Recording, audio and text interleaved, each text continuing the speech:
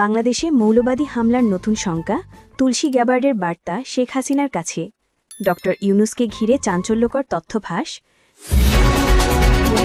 নির্বাচনের আগে ইউনুস সরকারের নতুন ষড়যন্ত্র, ৬ উপদেষ্টা নিয়োগের গুঞ্জন চলছে, বিএনপির প্রার্থী তালিকায় নেই যেসব প্রভাবশালী নেতার নাম, হাসনাত আবদুল্লার প্রতিদ্বন্দ্বী বিএনপির মঞ্জুরুল। এতক্ষণ শুনছিলেন সংবাদ শিরোনাম, এখন থাকছে বিস্তারিত। বাংলাদেশে আবারও মৌলবাদী শক্তির উত্থান নিয়ে গভীর উদ্বেগ প্রকাশ করেছেন মার্কিন রাজনীতিক ও সাবেক কংগ্রেস সদস্য তুলসী গ্যাবার্ড। তিনি দাবি করেছেন দেশটিতে বারবার ইসকনের উপর হামলার পেছনে রয়েছে এক সুপরিকল্পিত চক্রান্ত, যার নেতৃত্ব দিচ্ছেন বর্তমান অন্তর্বর্তী সরকারের প্রধান ড মুহাম্মদ ইউনুস। তুলসী গ্যাবার্ড এই গোপন বার্তা পাঠিয়েছেন বাংলাদেশের সাবেক প্রধানমন্ত্রী শেখ হাসিনার কাছে, যেখানে তিনি সতর্ক করেছেন বাংলাদেশকে অস্থিতিশীল করার একটি আন্তর্জাতিক ষড়যন্ত্র চলছে এবং এতে মৌলবাদী গোষ্ঠীগুলোকেই হাতিয়ার হিসাবে ব্যবহার করা হচ্ছে। ইসকনের ওপর বারবার হামলা, প্রশ্ন, কেন এই টার্গেট? গত কয়েক সপ্তাহ দেশের বিভিন্ন এলাকায় ইসকনের মন্দির, ভক্ত ও ধর্মীয় অনুষ্ঠানে একাধিক হামলা চালানো হয়েছে।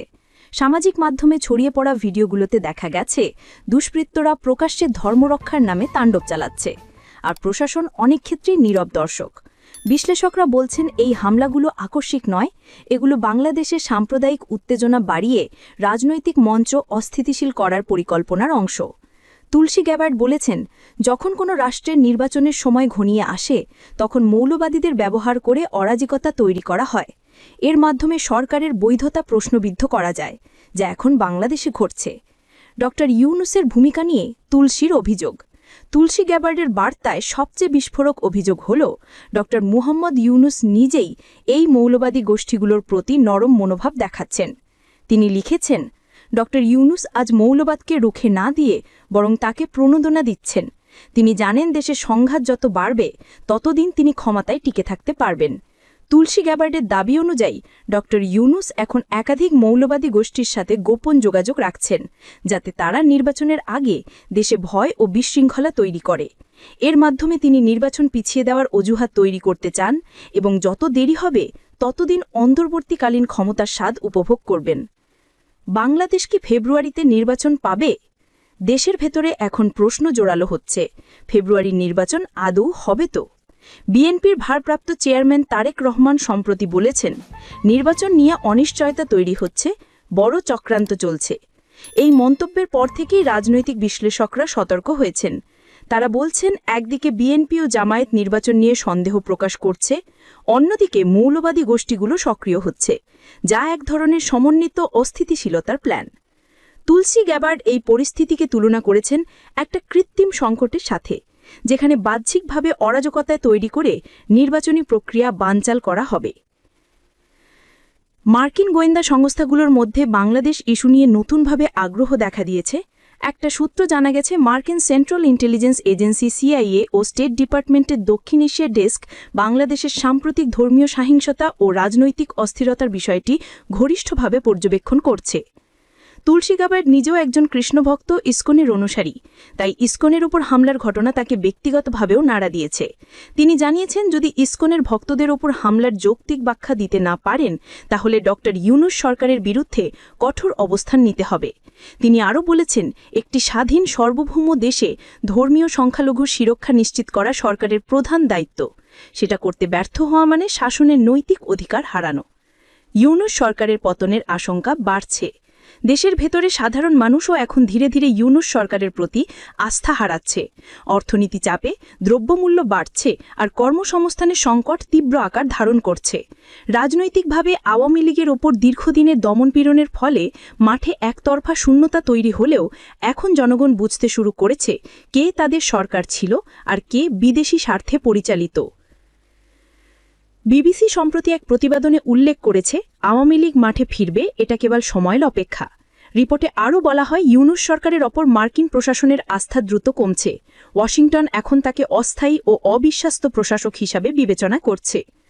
ক্ষমতার লোভে মৌলবাদে হাত।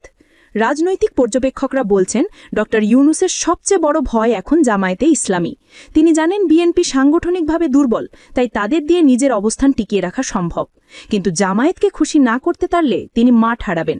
ফলে মৌলবাদীদের তুষ্ট করতে তিনি কিছু রাজনৈতিক সুবিধা দিচ্ছেন, যেমন প্রশাসনে তাদের প্রভাব বাড়ানো, তাদের বিরুদ্ধে কঠোর অভিযান না চালানো, এমনকি কয়েকটি তদন্ত বন্ধ রাখা।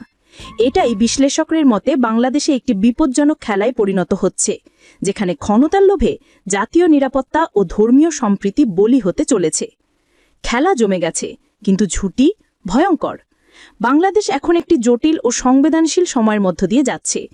একদিকে মৌলবাদী হামলা, অন্যদিকে নির্বাচনী অনিশ্চয়তা, দুই মিলে দেশকে একটি অস্থিতিশীলতার দিকে ঠেলে দিচ্ছে।